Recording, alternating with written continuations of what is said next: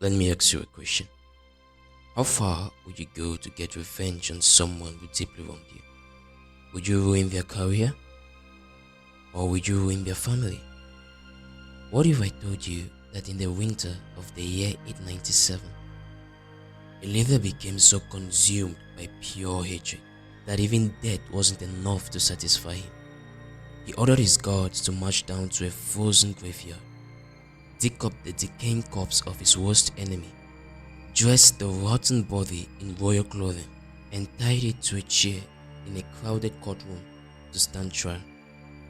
This isn't a scene from a Hollywood movie. This actually happened.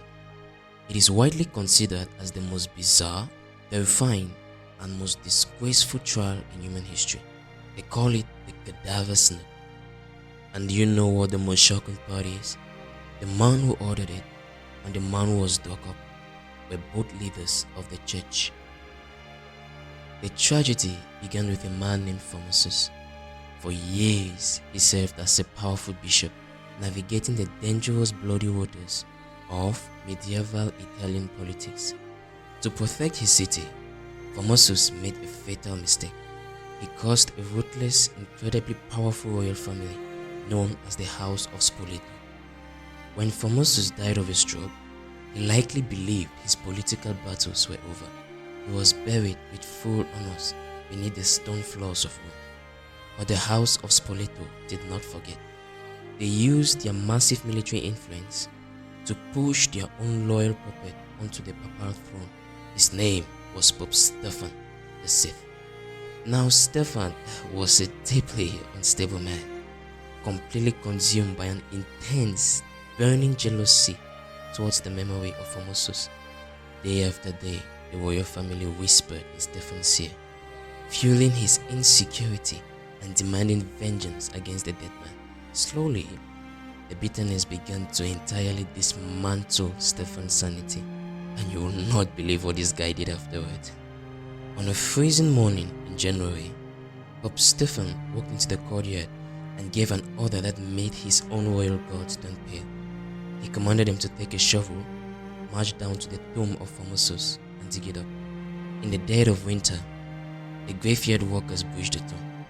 They dragged the heavy coffin into the grey light, pried open the wood, and pulled out the sunken, decaying body of a man who had been dead for 9 months.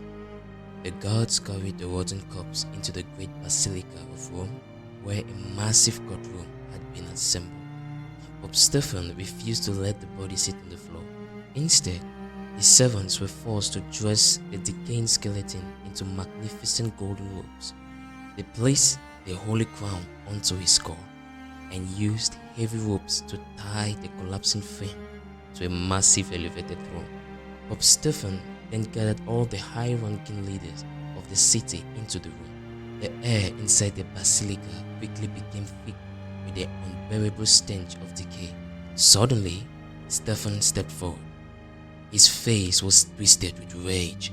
He pointed his finger directly into the face of the corpse and began to scream at the top of his lungs, demanding to know why Formosus had stolen the throne and who gave him the right to rule. The courtroom remained completely silent. The corpse merely sat there, its jaw hanging slightly open, I guess, staring blankly back at the furious Pope. To keep up the illusion of the legal trial, Stephen pointed to a terrified teenager deacon standing in the corner. He ordered the young boy to stand directly next to the rotten body and act as its defense attorney. Every time Stephen screamed an accusation, the trembling teenager had to speak in a low voice, answering on behalf of the dead man.